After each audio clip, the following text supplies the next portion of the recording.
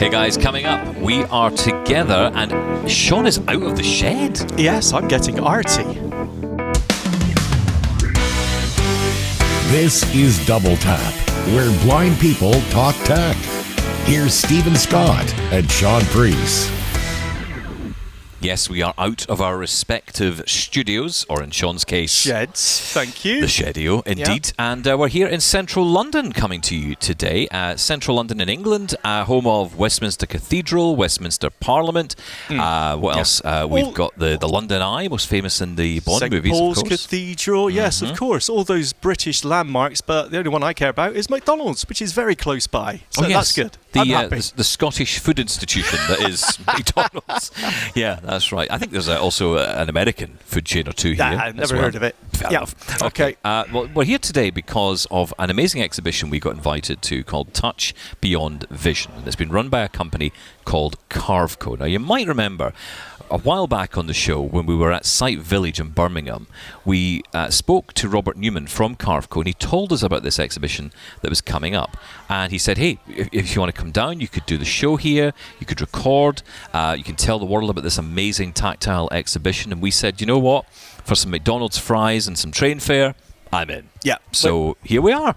We're very easy to get. So yes, we are basically looking at this event because it's an interesting process. It's a new way of producing tactile art, tactile images. It's very cool. Yeah, and look, this is a topic we've talked about how many times on the show now, and it seems to be coming up more and more. Yeah. I do feel we're kind of moving into this new era where tactile images is really starting to really grasp people. I mean, okay, I know that technology like the Monarch and the dot pad are really expensive pieces of kit and can actually in some ways exclude more people than it includes because of the cost. Yeah. What a company like Carveco is trying to do, this is not their business. This isn't about, their company's not about creating products for blind people. But what they've kind of touched on here is this idea. Yeah, clever. I like that. Well done. What they've done here is they've kind of taken this technology that they use to create molds for different things. I mean, they're in some really interesting places, right? They do some of the the coins, for example, the Queen's head on the coin over here in the UK. King's head now, obviously. King's head, yeah, but okay, whatever it may be. They're Let's bring you up to date here. Thank you. Don't know if you know, Breaking but news. Yeah. The software is theirs that is used to create that on the coins. Yeah.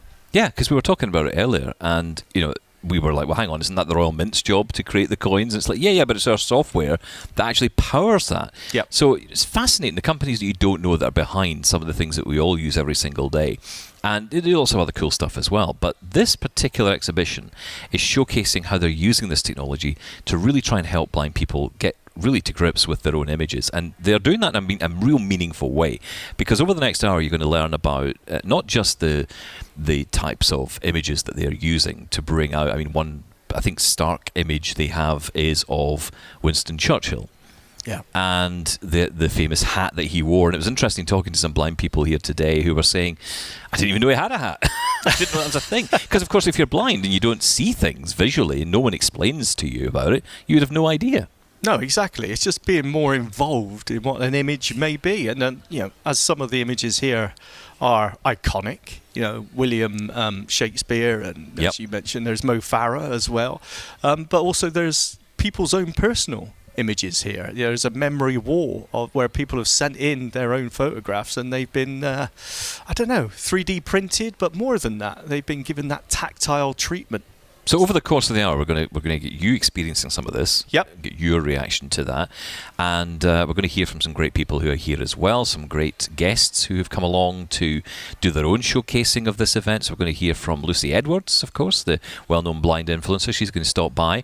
We're also going to be chatting with Chris Fisher, who's a blind. I was going to say a woodsman, but that's not right, is it? Woodturner. Woodturner, I believe the phrase is. Does he live in the woods? Is that how this works? We'll find out later. And also, you're going to get hands-on as well. But before all that, let's meet the man who brought us here in the first place, and that is Robert Newman from Carveco. Robert, thank you so much for joining us on the show. No, it's wonderful to have you here. Really excited for you to be here. Yeah, it's wonderful. So tell us what is happening here today, and why are we here? Yeah, what's happening and why are we here? Why am I out of my bed on a Monday morning in London? And you've travelled so far to come here as well, into the centre of London. We've all travelled to be here in the centre of London as well. So we have put on a art exhibition aimed at or targeted towards those who are visually impaired, and we feel it's quite an exciting exhibition, and all the feedback we've had so far has been absolutely amazing, because what we've developed and what people are going to be able to feel here is we've got 18 pieces of artwork, as we say it, but there's a mix of people's faces, so David Attenborough, Mo Farah, Dame Judi Dench, and we've taken a photograph and we've run it through our AI software, and we've turned it into I described this on the last podcast with you as a lumpy bumpy image, which the technical terms I mentioned was a bas relief image. It's a 2.5D feelable relief model. It's in our world it's a high relief, so you get all of the detail when you feel everything in there. And everybody who so far has felt all of the artwork has said they actually can't believe the level of detail that's been in the artwork. But not only have we got the artwork within the displays themselves, they're all professionally mounted within the displays. We've got the braille signs on there. We have got the push button with a very descriptive audio that doesn't just tell you what the artwork is. It is for you as a visually impaired person. It says start in the left hand corner, work your way through, you will feel. So it's not this is what the image is, it describes and walks your hands through the image. So it's designed for you, to walk you through that experience. And that is obviously absolutely fantastic for those who have a visual impairment, but actually you can get a great experience as a fully sighted person to have the exact same experience, to walk in the shoes of, to close your eyes, or to put on the SimSpec glasses and to go through that experience. But not only have we got famous pieces of artwork, or we've got monuments, landscapes, what we've got at the end is really, I suppose, an emotional piece. We've called it a mural wall, and we've got 12 pieces of artwork that are 3D printed, and they are people's stories. They are images that members of the public have given us that are personal to them, and we have taken those images, we have 3D printed them, and the purpose behind the 3D printing is to show that this can be done by anybody. It can be done on the cheapest hobbyist 3D printer that's possible. It doesn't have to be done on an expensive machine. You can do this at home. And that's what a lot of this exhibition is about, the fact that it can be done at home. And that enables people, and it's allowed people to give things like their wedding photos. They've given us images of their previous guide dog to us, the one that is no longer with us, or one that's been retired, which is obviously so important to them, or a strong memory. Not just that, also their partner, their wife, their husband, somebody they're with, who, yes, they're with at the moment, but it can be slightly awkward when you're with somebody and you want to be able to have the connection with them, and they've said actually having the person in my hand that I can feel the face of, that's so important to me, even though I'm talking to them, so I can actually feel what it's like. And interestingly, something came in the other day, and I hadn't really thought of this, and we've obviously been aiming this at the visual impaired, and we think that this is a game changer, one, for any images that you have at home, any images that you want to be able to see again by feel. We think this is really, really important. But also, we think art galleries should be fully inclusive as well. Yep. And that's what we're trying to show, that it's not costly for art galleries to have what we've put on. We've put this on the artwork itself is put on in a budget. I mean, we've put it on in the centre of London, so that's been quite an expensive exhibition to put on. But the creation of the artwork, the audio itself, and all of the equipment around that was not expensive. Galleries do this all the time. The artwork was cheap and quick for us to produce using the AI technology. So it's not expensive for them to do. So there's no reason they can't be inclusive. And that's what we're trying to make accessible for them to do. So the experience for people who are blind actually have a better experience when they do go into galleries, museums, buildings. Let's talk about, because you have mentioned it a couple of times, the AI software. I mean, the whole reason you're able to do this, and you mentioned, because we've been talking about lately here on Double Tap about the tactile graphics and the various different technologies that make visuals, accessible to us. But there is the price point is a problem. And you mentioned this being an affordable way and talking about people being able to do this themselves. So let's talk a bit more about the software and how you're actually making this possible. Yeah, so our software, we're in multiple different industries. We have a lot of different customer bases, and we deal with some high-end clients, which is where we get the quality in our software from. So, but we also have our consumer-based products, which is used by woodworkers, hobbyists, people who are makers. So we have a product that's affordable for them, and that's actually online. We sell it predominantly around the world, only about 4% within the UK, but it sells at $15 a month. Well, our AI technology is within that technology itself, so it's within there. So that works out about £12-13 a month at the moment for the AI technology, and it's as simple as, and I can say it's as simple as, because historically for technology like this, people would import an image and they would raise the height of that image, and that would be what's known as grayscale image height. So it would just take the blacks, the whites, and every shade in between of grey, and it would raise the heights of it to create that image.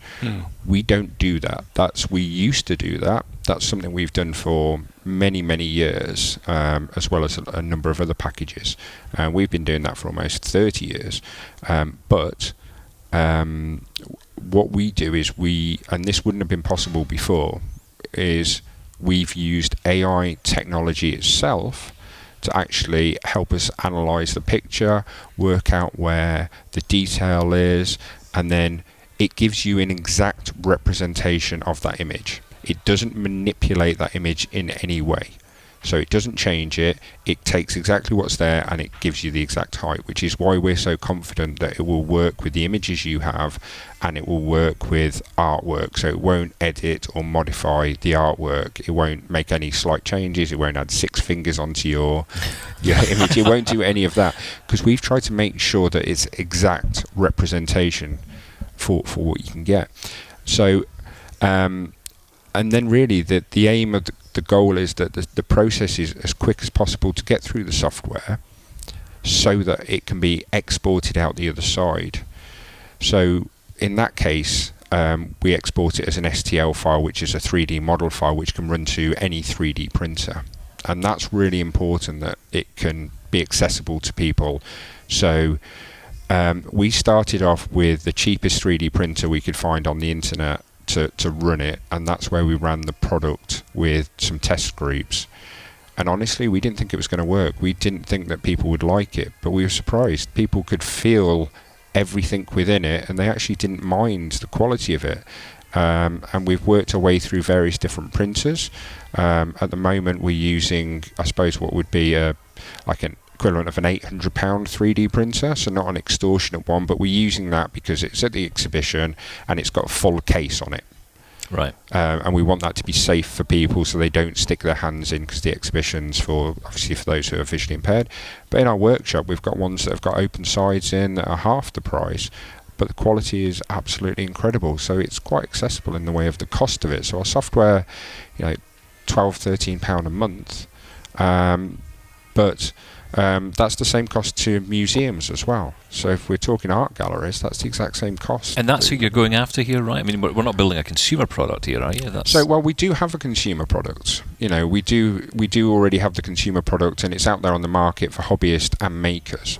And so if you've got a 3D printer at home, so you can do this yourself. Right. So if there are people who do want to do this themselves at home, then that's great. It's an amazing event, and we're really, really pleased to be here. Thank you so much for inviting us, and I can't wait to get hands-on. No, I'm really excited for you all to be able to actually feel and get your hands on the artwork. I think it's going to be great. Robert, thank you so much for inviting us here. Really appreciate it. And, there you go. That's a sense of what we are going to experience here today. I know you're keen to get hands-on, Shaun. I am, yes. So we'll do that a bit later. But first, we have to bring in our extra special guest who's joining us here today. So glad to have her on the show. And that is the blind influencer. You'll know her as that woman from the Pantene adverts on TV. You'll know her from her very popular social media. It's Lucy Edwards. Lucy, welcome to Double Tap. Thank you for having me, guys. Oh, it's lovely to have you here. I'm so pleased to meet you. I mean, we have met before, but it was so long ago. And fleeting. And it was very absolutely. fleeting. Yeah, absolutely. But Shaun, it's your first time meeting Lucy. Yeah. It is, yes. And had a good firm hug, didn't we? We did. Well, as I said, that's the blind handshake. Mm-hmm. Okay? None of this trying to find hands business. Straight in with a hug. Yeah, exactly. Then we're like, what are you wearing? Texture at the top. Yeah, we want a giz. We're really, honestly, just nosy. Yeah. So, you're here to get hands-on with the art as well. What's been your experience of the exhibition so far? Oh, I've already cried. I'm such a crier, though, guys. Like, oh, gosh. Yeah, it's phenomenal. It's probably the best tactile display I have ever felt. I think because there's detail in the background. They've got my wedding photo here, and I got married at Kew Gardens, and the vines of the leaves on the backdrop of the photo, and there was some stairs behind Ollie and I, and my dress, and then when you go round, I've felt Winston Churchill's hat. He's got an iconic hat, apparently. Knew nothing about that. #blind. And what else did I feel? Mo Farah and his pose, his Mobot pose. Never felt that in my life. I don't know what this is. Yeah, literally. I am so old. Well, the Mo Farah pose when he won all of his events, he has this almost like McDonald's pose, which is awesome. Oh, sorry, that's very it's more cool than that. But then there's he's got this GB band, and I felt like the GB outfit that he wears, it's just so epic. And then also when my husband's like, we're going past the gherkin, Lou. I mean, a gherkin is something I've had in my burger, and it feels flat and round. And then I was like, oh, this is what the actual gherkin building you would know, right? No, you would never know. Exactly. And the windows of the diamond window. Oh, I don't know. Have you guys felt it yet? No, I haven't gone round yet. Now I've got to admit, because we've been talking about tactile graphics so much recently, and I'm yet to be convinced that you can get that amount. I don't know. You can make that connection with an image. You're sceptical. What? You're sceptical. I am skeptical. Sorry, I thought you said something about a pickle then. I thought we were talking sorry, about... you're getting hungry, are the you? gherkin Sorry, again. We'll get lunch in a minute, don't worry. I am a bit sceptical that you can get that amount of information back. But you mentioned your wedding photo, right? And the ability for it to trigger those memories of you being there again. Yeah. But I can totally understand that, absolutely, if I've got a memory of a photo. But it's more something that I haven't got a previous memory of. No, I get you. I guess the audio description helps in this exhibit. I also think that we don't have an expectation as blind people that we're going to be catered for or it's going to be good. So we just kind of turn up and we're like, yeah, it's going to be okay. But are we actually going to feel anything? And when I did, I've just lost my guide dog 3 weeks ago, my retired guide dog Olga, my first ever girlie. And there was Dave Steele's guide dog on the wall, and I just burst into tears. It's so this guy Brad, one of the engineers here, spent 4 hours modelling the fur, and oh my god, it's phenomenal, guys. I can't really put it into words. Yeah, that's pretty amazing, isn't it? It's the level of detail that they can go into with these pictures. I mean, the things you're talking about. The gherkin's one thing, but when you talk about Mo Farah, you talk about the outfit. I just can't imagine how you're getting that from the tactile, the feel of it. I don't understand in some ways. Yeah, honestly, there's been museum exhibits, even in the Louvre. I'm so lucky that I travel so much for work, and that I've felt so much tactile art. You feel maybe the outline of someone's face on traditional tactile arts. Yeah. You maybe feel a bit of their hair. somewhat you get the positioning of where they are, but really what we're feeling here is more 3D printing stuck on a plinth. And I think that's when, as the blind community, if it becomes more in the 3D realm, it becomes more like a tactile model, which I believe they're doing here with reliefs. And then also obviously with this technology, it's only like 12 quid a month or something, and it's called Carveco, the company who's doing it. And what they aim to do is basically just make 3D printing more accessible, just generally for people who have 3D printers at home. So what you'll be able to do is have a photo album if you have a 3D printer that's a couple of £100, which is still spenny, but like if this is your main way of like having photos and like preserving memories. So for instance, I didn't ever think that I'd ever feel Olga's face again, you know, and Ollie's been looking at photos of her and obviously crying, and then I feel like I'm so void of emotion about my retired guide dog because I'm just not getting that visceral reaction of like looking at something, but I've just felt Dave's guide dog and thought, oh my god, just bursting. So it is doing that, and I think that is because of the depth of it, like the depth map they were able to create. And of course, you've got Miss Molly here with you as well. Yeah. Your beautiful guide dog, who we were all getting a hug with. Yeah. That was rather nice. That was She's rather a nice. cutie pie. I'm assuming you gave her, you know, a biscuit and a hug after feeling that image.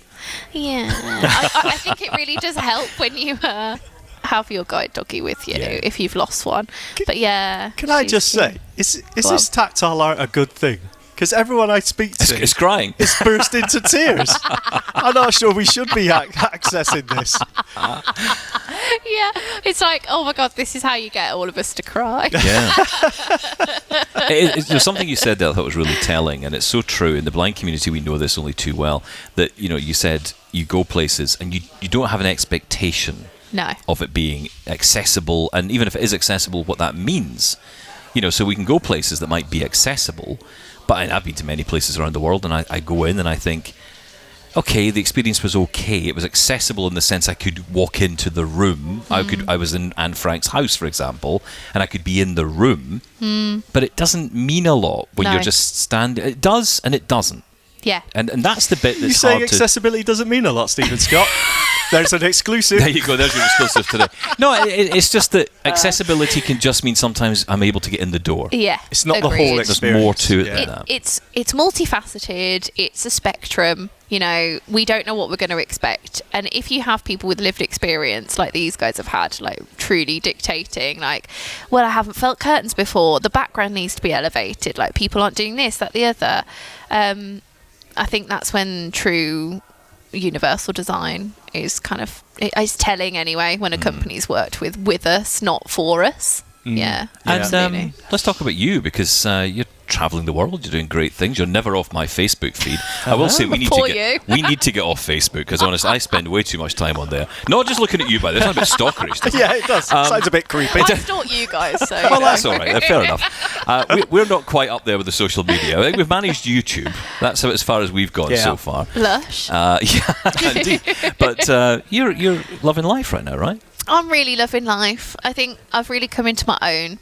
I think, you know, I've done social media since 2014, but I've turned it into a business back in the pandemic in like 2020 when TikTok blew up. And then suddenly, you know, I was doing adverts, and you have all these people that are liking your posts, and you're like, what, me, a little girl from Birmingham? Can't take the Remy out the girl, what? So yeah, I felt a bit like, you have this imposter syndrome, and then like, oh, what, you get a management team and then they're telling you to do X, Y, Z, and I don't know, like, it felt so overwhelming. But I think now, because I don't know, I found my voice, I found my place, I found my team who are like just amazing. I think also that if you really ground yourself in like why you're doing it every day and always have your value system, it's meant the most to me that I can create stuff where people just like accept that, you know, it's my own lived experience. I'm not necessarily talking for all of the community all of the time. And I don't know, like, it's just amazing. I'm so lucky, and I don't take any single minute for granted. I think the moment you do is the moment that you might go a bit mad. So, absolutely. So interesting you bring up the point about, you know, there's almost a weight on your shoulders of representing a community, representing a disability or whatever it may be, right? How do you feel about that? You do let that go, do you?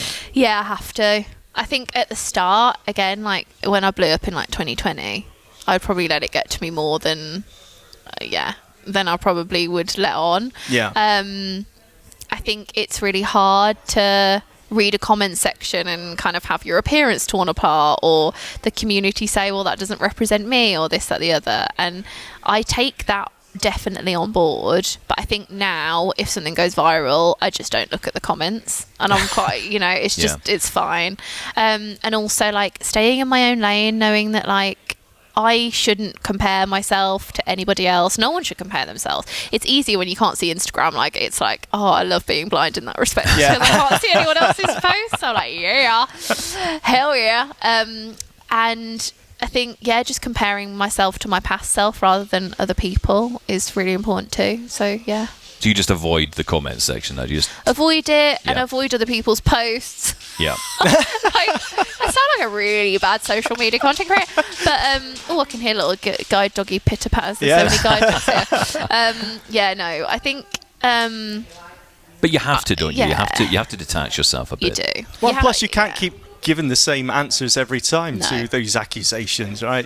You can't keep saying, this is just my opinion, I don't represent, because otherwise that's all you spend your time doing. Exactly. You just keep saying that over and over again. I'm like, well, I have to just be myself. And at the end of the day, if you put something out there and you know that you're always putting yourself online, you have to expect that like there is going to be criticism, but they're only criticizing that one moment and that one point that you're talking about, and they're only building a picture of what you put the 5% of yourself that you put out online. So I don't know, you just got to do you got to be you, not take it too seriously. And I tend to let things like kind of just off me now. It's the bromie in me. I think it helps. You've got the wonderful Ollie with you, of course, and it's interesting.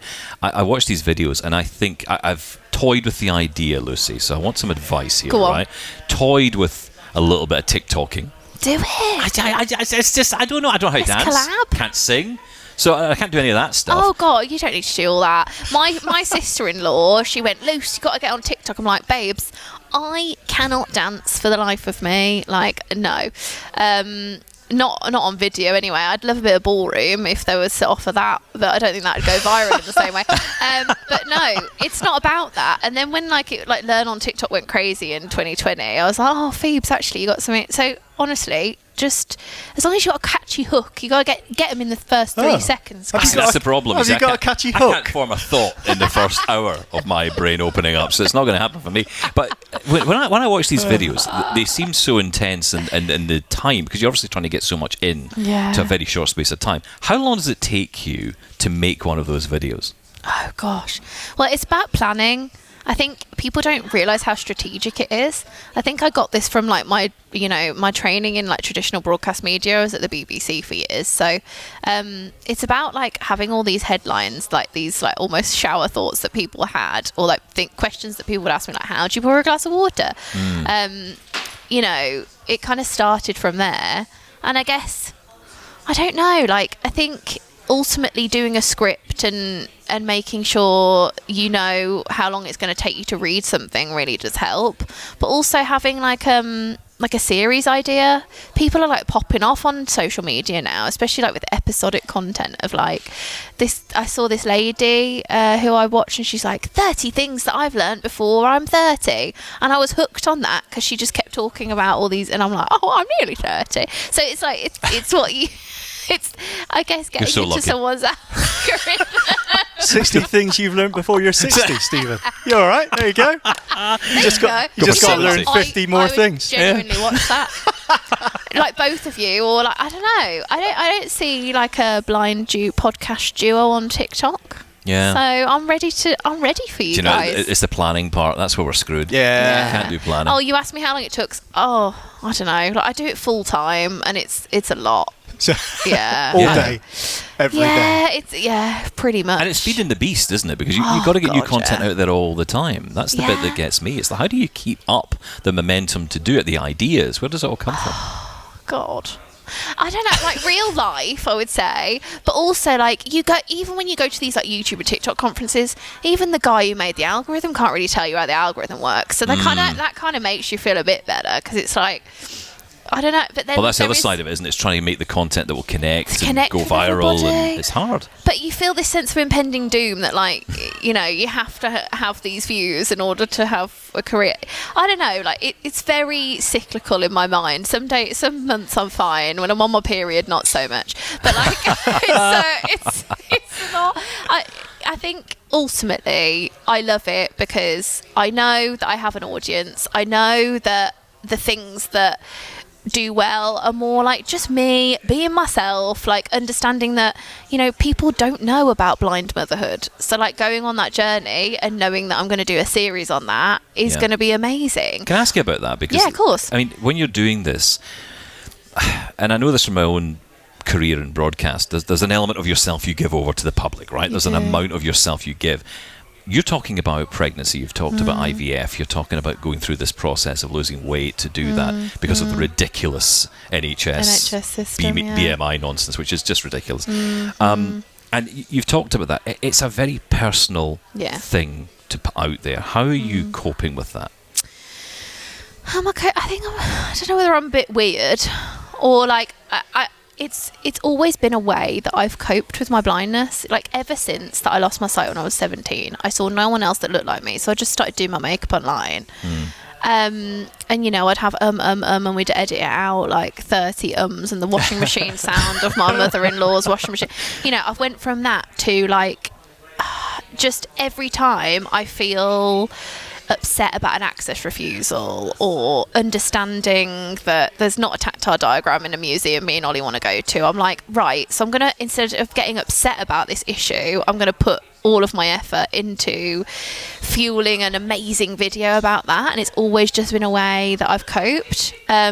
So I guess to answer your question on more personal things, like I think ultimately I didn't see myself online, and I think because I still don't see the representation or feel that we're there as a society where people still aren't asking me how I pour a glass of water, I can kind of compartmentalise that people do need that side of me and that bit of me that they see themselves in me in order to humanise my story and ultimately make people understand more that like I am just a woman who happened to lose her eyesight, and I'm just kind of, we're all blobs on the planet that live on this rock that circle a sun, and we're all just the same. We just have different differences. So I think that's how I do it. I think there is some things that I refuse to talk about, like with my kids.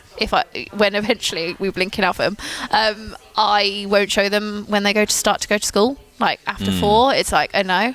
But while they're a little blob, they could go online when they're not recognisable. So stuff like that, I do have lines, but they're probably, you know, everyone has different ones, right? Yeah. Oh, absolutely. Yeah. So do you feel now you've moved past the... Oh God, this is going to sound terrible. Go on, I don't care.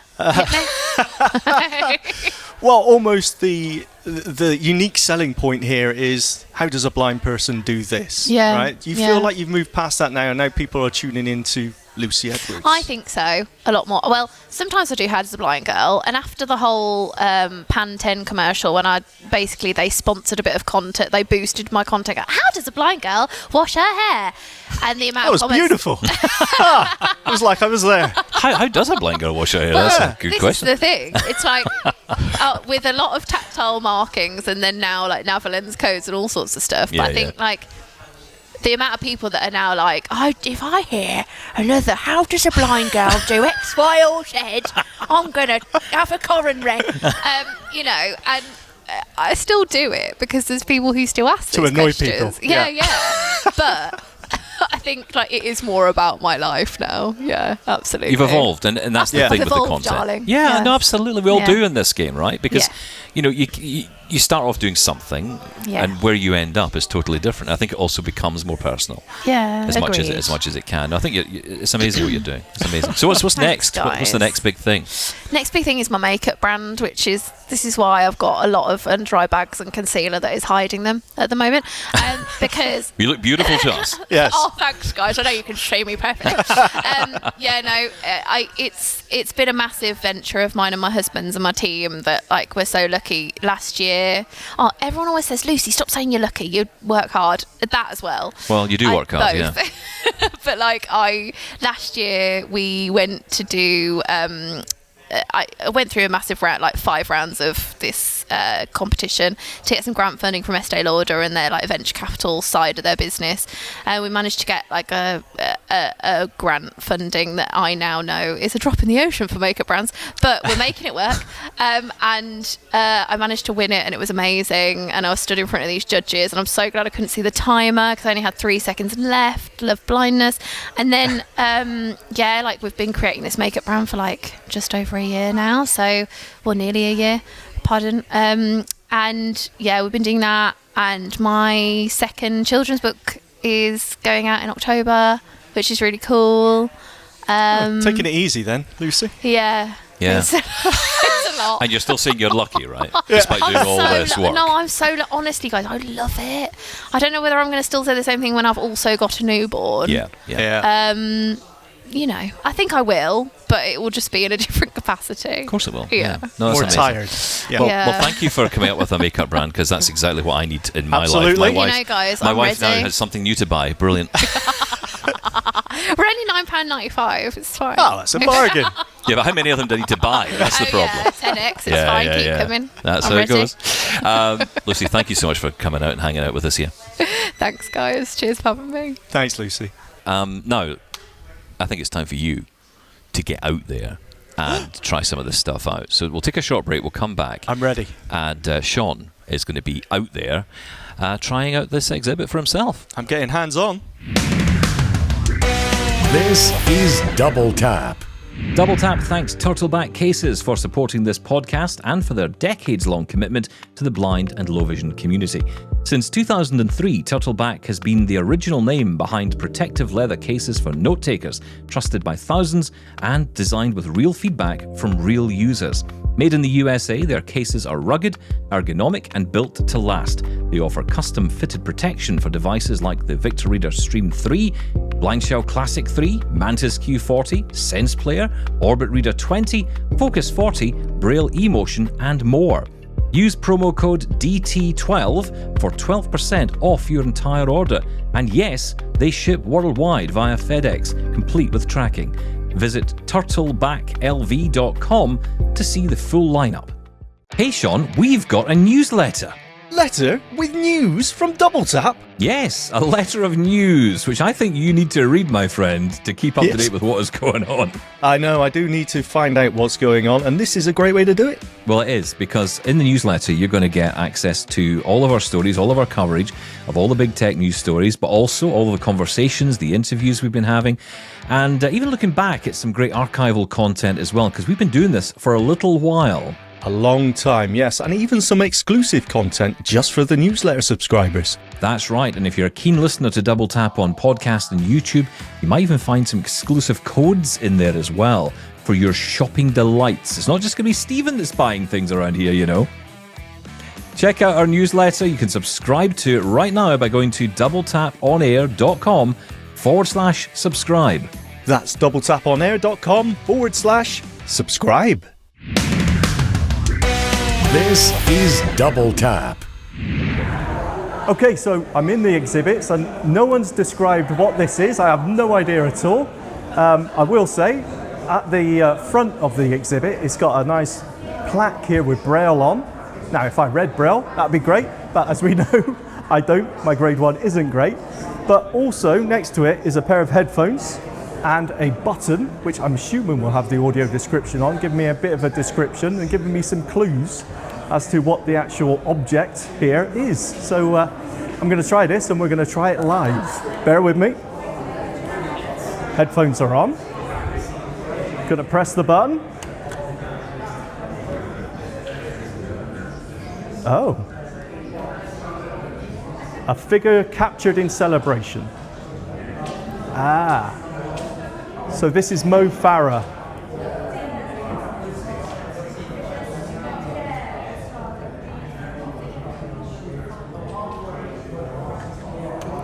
Okay.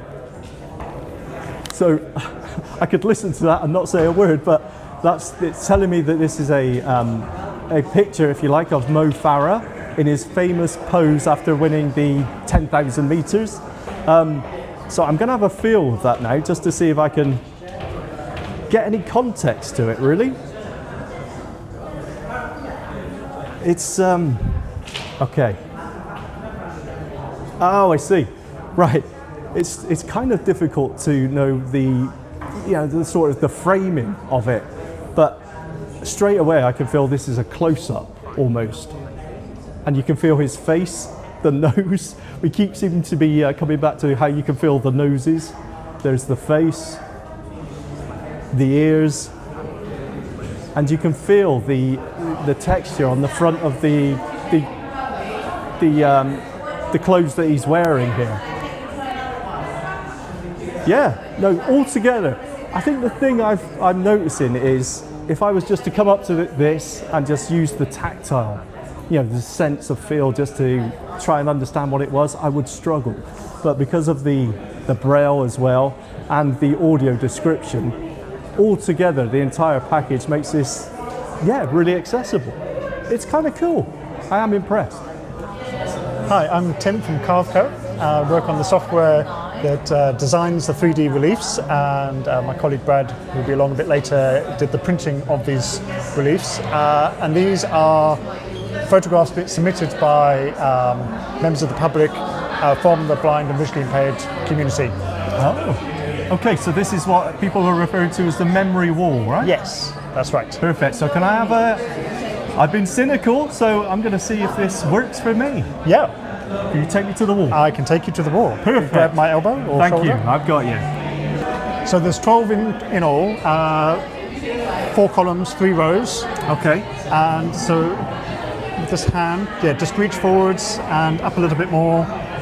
And this is the first one. And this is a wedding scene. A wedding scene, okay. They're called Chris and Claire.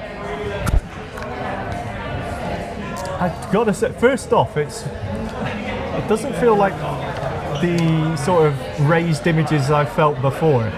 There is a big depth. I don't know the technical term here, Tim, but it really is protruding. Yes. Is that the word? Yes, we wanted to make sure that the people felt rounded, and then also bring out the details in the background and the foreground, like the dress, the flowers, the buttons on the jacket, that kind of thing. Okay, so there is more information with each image, right? Yes. Is there, did you say there was an audio description button? Oh, no, not for these ones. Not for these, so that's for the main just me. pieces. You are the audio description. That's fantastic. Okay, so what do I feel here? So that is Claire, and she's smiling, holding hands with her new husband. So that, okay, so is that like a bouquet or part of the dress? It's a bouquet, yes. Wow. Okay, so yeah, you can really feel the detail, like the resolution is really good on the bouquet. You could definitely tell that's what that is. I'm trying to feel now. So this is Chris. That's the groom. That's the groom. Wow, he's a tall fella. Okay, you can feel the hair, you can feel the suit, is it? Yeah. You can even feel where the almost the jacket and the tie is. Okay, and in the background, so those, the people are really sticking out in the foreground here. Yeah. And then in the background... In the background is a big picture window that looks out onto you can the feel grounds of the venue. The squares of the window in the background. And the actual squares of the window are almost... Are they actually sticking out or are they engraved? It's hard for me to tell. They're sticking out. They are sticking out. They are sticking out. Wow. Okay. This one's ridiculous now. The background, first of all, the background is almost polished. It's incredibly smooth. Is this made out of a different material? Oh, yeah, so these are all made out of a form of plastic, whereas the other models you've been touching are made out of carved plaster. So this is 3D printed plastic. I could totally... okay, so whatever this is at the start, that it's got a texture on it. I don't want to say in case I'm wrong. Is this a dog? It's a dog. It's a dog. Right, imagine if I got that wrong. Wow. Talk about putting me at risk. Okay, you can really feel the texture of the fur, the ears, and it's the nose that gives it away. It's the nose. You can feel the nostrils as they go up. So this is Dave Steele's retired guide dog, Christopher. Ah, He's the blind poet. of course, yeah. Dave, not Christopher. He might have been. It might have been. Oh, that's very nice. So that's the it's- head I'm feeling there. Yeah. And the reason for the smooth background is that it's a very portrait studio type photograph with a black background, and the head lit. You can't see the rest of the body. Right. Okay. So is that's come just out front facing? Right? front facing. Yep. So what I'm feeling here is the sort of the muzzle, the nose, Yep. and then you can feel the top of the head and the ears eyebrows. coming down the side. Yep. It is very much. It's almost like a. It's more like a sculpture rather than an image. Yeah. Right? It's And Brad is very proud of having to redo all the fur texture because it came out a bit too smooth. right. So it can be improved and tinkered with, and Yeah. that is very cool. I've got to say, and it sticks out a mile. It really does. I mean, well, how deep is that? How far does that come out? About 4 or 5 centimeters. 4 or maybe 5 6. centimeters from the base. Yeah. Yeah. Very cool. Tim, you know what? As I've kept saying all the way through, I've been a bit cynical, and I totally understand like things like this with the memory wall with Chris's dog and Lucy's wedding. You know, if you've already got that visual memory in your head, the way that the tactile nature of it sort of triggers it. Yeah. You know, it triggers those memories again and makes them more vivid, and it's really cool. If you have no visual reference point, if you like, it is a bit more difficult, and it does depend on the picture itself. As I mentioned, Lucy's is very, very busy with all the background. But definitely, I think this is a really impressive technology. The depth of it, it's almost just more like a sculpture rather than a tactile graphic, to be honest. It's very cool. You should be very proud of yourself. Thank you very much. So it sounds like you had a good time, Shaun, checking out the exhibits. I did, yeah. I still think you need the extra information to give you some of the context, but yeah, I was impressed. Okay, well, we'll come back to that a little We bit will. later because I want to get more of your take on that. Right now, though, I want to bring in a new friend. Oh, I'm saying good new friend. New good friend. Yes. Chris Fisher, welcome to Double Tap. Yes, first time with you guys. Thanks for having me. Wonderful to have you. Now, let me get this right. You are Lord of All Youth Survey, I believe. Is that right? Well, yes, I hold the title of 6th Lord Kite Hardwick of Tysoe in Warwickshire, and my good lady wife Nicola is Lady Kite Hardwick of the same parish, Tysoe in Warwickshire, and that's a hereditary title that will be passed to my son, so he'll become 7th Lord Kite Hardwick. So yeah, that's very cool. But like I said to my friends, I'm just Chris, or the blind woodturner. Yeah. So. But hang on. Look, okay, there's a lot of questions here, right? Yeah, First off, what freebies do you get with that title? Well, for me, I would say I don't want any freebies with it. What I want from that title is to open doors for people that might be associated with me, i.e. I'm the patron of the UK Men's Sheds Association, so it can be good for getting some doors opened. For helping other people. For helping other people. Yeah, how do you feel now, Stephen? I feel pretty rubbish, to be Yeah, honest, well, asking I that should question. think so, I yeah. feel pretty bad about that question. I'm not in it. I'm very proud to have the title, and it's great to pass on my my title to my son. But no, not in it for my own personal gain. And I love the heritage and the history of the country and the architecture and the craftsmanship that, you know, is synonymous with this fine country. And being a professional woodturner, you know, the link that craft has with stately homes and castles and cathedrals and things, you know, that's important, and I do love that side. But you know, it certainly doesn't come with any financial benefits. Okay. So you've made me feel bad enough. Well done. I feel thoroughly admonished.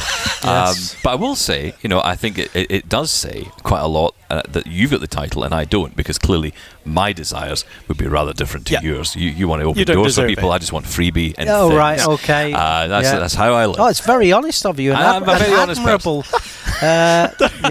It's not at all, Chris. Don't give him anything. Yeah. Let's quickly move on, Stephen. Well, before we do, just because you mentioned, you know, your role within the Men's Sheds Association. Tell the people about that. We're obviously talking to an international audience here, so explain what that is. Well, the Men's Sheds movement originally started in Australia, and it is a global thing. But here in the UK, we have 1,200-ish and growing sheds, workshops, garages all around this fair country, and you know, Scotland and Northern Ireland and Wales. The one not far from where I live. Yes, and Billy Connolly's been famous, being filmed going to, you know, a shed. It's an amazing charity, and it's for people in the community that might be suffering or dealing with depression, anxiety, recently bereaved, lonely, feeling isolated, you know, or just want to make some new friends and learn some new skills in a safe, happy, nurturing environment. And my personal involvement was partly through my journey into becoming a professional woodturner, but also after going blind overnight, as I did. The subsequent start of debilitating mental health problems a year after going blind, and crippling anxiety and culminating in suicidal thoughts. And it was the fact that I had a young son at the time. I didn't check out. If I had been a single man, I felt that unwell. I'd started deciding how I was going to do it and where I was going to do that deed. Luckily I didn't, and I got counselling from the RNIB and the bereavement counselling there, and had 12 sessions. So when I started getting some notoriety as a blind maker and woodturner, and started getting booked to do some shows and exhibitions, I was working for a very famous Swedish company called Tormek that make the sharpening system that I use for my wood turning tools, and I was demonstrating for them at the Harrogate, North of England woodworking show, wood turning for part of the demo and then sharpening my tools. And it was there that the then chief executive of the UK Men's Sheds, Charlie Bethel, grabbed Nicola and said, when he's finished, we're going to ask him to become the patron of the charity. Do you think he'd like that? Because of overcoming the mental health and using creativity, you know, as a form of therapy, relaxation, and a cathartic experience. So of course I wouldn't turn down a tremendous honour like that. And since that point, it's become very, very a passionate sort of like side of my life, and I treat it very seriously and with great dedication and integrity. And having spoken to hundreds if not thousands of shedders at Shedfest every year and visiting sheds around the country, what a great job it does of giving people a social and creative space to make things and make friends. And then with that connection they make with the friends, the new friends, they can start opening up then and get offloading those potentially harmful thoughts that they might be experiencing. Well, you know, it's amazing. I can't say Shaun here is known for his shed. Although he doesn't let anyone else in it, I've noticed. Shed is a safe space. But I mean, traditionally, I mean, it's so difficult men to open up, right? Especially if they're having problems without certainly they're too macho to be macho, Sean, yeah, aren't exactly. they? It's almost a sense of being embarrassed or a shame, and there's absolutely no reason to it. And I think the shed movement is absolutely amazing, because it's just, as you just said, actually. Haven't met any sheds that move just yet. You haven't met mine. It's that old. It does Check move it out, quite a yeah. lot. I think we'll need you to come round and fix it for us. But getting those people together for whatever reason, right? Yeah. And then it expands from that, and people do feel safe to share, right? Yeah, perfectly, and you're spot on. And what we like to say at UK Men's Sheds is, get men shoulder to shoulder and ask them to open up about the feelings, and they won't. Again, Nope. It's like, oh, now wrong with me, I'm doing fine, even though they might be falling apart inside. You put a broken lawnmower in front of them, and now we're talking. Yeah. Within minutes, it's, oh, have you got that 10mm socket, and what was your name again, and where are you from? And that's it, the process out of this, getting this bit of equipment up and running again, and men tinkering, the process starts. My experience, I want to just explain to you the level I'm at when it comes to DIY. So I had to put up something onto a wall, which required screwing what is it, a raw plug? Is that what they call it? Yeah. A raw plug. You had to put a raw plug into a wall, and then I had to put the screw into the raw plug to screw the thing onto the wall. I decided the best course of action was to take a hammer and hammer the screw into the wall. Yeah. Did I do that right, Chris? You sound like the consummate professional. And there you go. Thank you. I think you couldn't have done it any better. No, It works. No, seriously, you should have tried harder, and you can do better, sir. Stop slacking. There's talking tape measures out there. There are beeping spirit levels and talking inclinometers and all these great apps. So stop making excuses and put up a bloody straight shelf, will you? Oh. Come on. Well, I suppose we should talk about the event, since we're here. Yes. You mentioned about wood turning and things like that. Let's talk about the creative nature of this event. The images, and how did you? Are you just here as a visitor, or did you get involved in the process? I got involved quite early on, and again, being patron of the UK Men's Sheds and having this event every year called Shedfest. Carveco are very proud sponsors and supporters of the UK Men's Sheds movement, and they provide software for sheds that have CNC carvers and routers and things like that. So I'd become friendly with the team some years ago, and every time they come into Worcester University Sports Arena where we have the event, Nicola will say Carveco will say, and I go, whoa, Carveco in the house, like I give them a big shout out. So, and they love that, and I've got on great with them. And my father died quite quickly. He was only ill 9 weeks in 1991 from cancer, and 13 weeks later my maternal grandmother died. So I had those two photographs, which I haven't seen since 2008 when I went blind. So they asked me if I had any photographs, possibly of any relatives that are no longer alive, and I had these, Dad and Nan. So they asked if they could have them as test images that they could upload into the software, and then start developing these 3D tactile representations.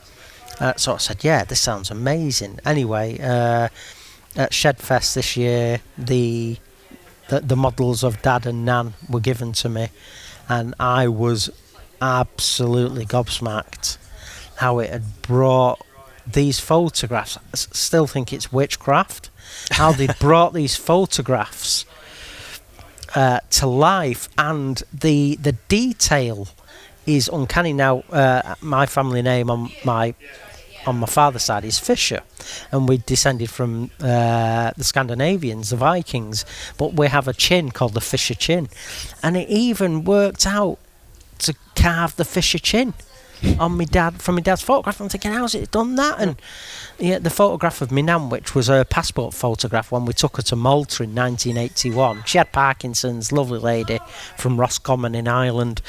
And I'm thinking, the curtain that you pull behind you in the photo booth, Yeah. how's it worked out to do the pleats in the curtain when it was pulled, and I'm thinking, Wow. but it was emotional, but they were happy tears, and I'm able to feel my dad and my nan again, and bring back these amazing memories, and the artwork that's on display here today. In all its guises, icons of music and sport, and got some famous landmarks. Flipping heck! I mean, this is life-changing on a global scale. What Carveco have done for the blind and visually impaired, the applications where it could be used are probably limitless. And they will present themselves when that time comes up. But just some of the things I've heard today from the visitors and the guests here, people, going, wow, I've heard wow more today than I've ever heard in my life. And people laughing. I found it great fun. And, and I've apologised. I thought Judi Dench was Rod Stewart initially. She'll be fine because of the hairdo. And I thought, is that Rod Stewart? And no, Nicola's saying, no, it's a very famous British actress. And all right, okay, and she's got white hair, so I'll need a bit more. Well, connected with 007, and but I get it now. But and the pose of Mo Farah, I didn't know he had this signature pose of putting his hands. Actually, now he's probably making an M, isn't he? Actually, he puts his fingertips on the side. So again, that brings it to life, right? There's no way you would know that. And so it's given me some knowledge that I didn't have before. So it's ticking so many boxes, this event today. The bit that surprised me was talking to people here who said there was one particular instance where someone had lost his wife. Yes. And he'd talked about, would it be possible? Yes. And this person was not blind. But he'd said, I would love this image to be made available and be tactile again. Yeah. And the image of her face, and it was just so profound, so impactful, that you can really see how this could benefit so many people. Yeah. And in turn, I always think about audiobooks in the same way. How audiobooks were something that were built for blind people, that was developed for blind people, that became this thing that everybody enjoyed. Yeah, how it crossed over. It crossed over. And I think this could be the same. I think there's something really powerful they have here. Yeah, I'm aware of the story you're talking about, and I thought, same as you, flipping heck, we hadn't even considered this, but it's got the potential to make a difference to people from all walks of life, sighted, or visually impaired and blind. For him to be able to feel his wife again, and to rub his fingers over that model, and it take him right back to a special moment, on holiday or out and about, and it's going to just ignite so many memories and special moments. Absolutely. And that's worth a fortune. That's priceless. What did you think? Because you just had a go walking around. You've been. I thought it was very interesting technology, and I think that's what it comes down to. I mean, we've looked at various forms of this tactile graphics and tactile imaging. But I think, to me, this seems to be the most accessible way for people to get to get these in their own hands, because all the equipment is so expensive, yet the way Carveco have done it, it seems the most accessible, both from a price point of view and the way they're making their software available. Yeah, and when you listen to some of the tutorials that Leighton is one of the Carveco team, from uploading that image or photograph to getting the machine to start carving it, it's only a few clicks. Yeah. And you can just move a few sliders where you're changing the values and the depth and the relief of cut and things. But you might need a sighted individual with you initially, to get over those tweaks that you can make. But within just a few clicks, we're carving away or printing something that's going to change your life. And with the cost coming down all the time of the technology and the software, it's becoming accessible to more and more. But certainly, whilst it is expensive, and you have the larger corporations that might have the funds and the art galleries, it's like the pieces of art, that have been carved and displayed today. And in partnership with Tim's audio description, and he's saying, the colours are this and the colours are that, and it's like, and then for those of us that did have sight before we went blind, unfortunately there are people that never have that, and that's a different story. But I have got a memory map, so when they're describing, she's got a brown tunic and a black cap, boom, I know what you mean. Yeah. But thanks for telling me, because it's just that next level of detail, that's just really enhanced the experience. So I think they've pulled off a magnificent thing today, and I'm not just being biased because we're good friends.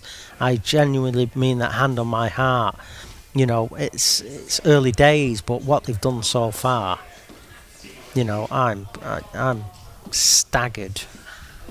Chris, it's been great talking to you. Thanks so much for coming Do you over. really mean that? I really mean that. All right, okay. I think you know me now as an honest person. Well, yeah, and Well. it's What?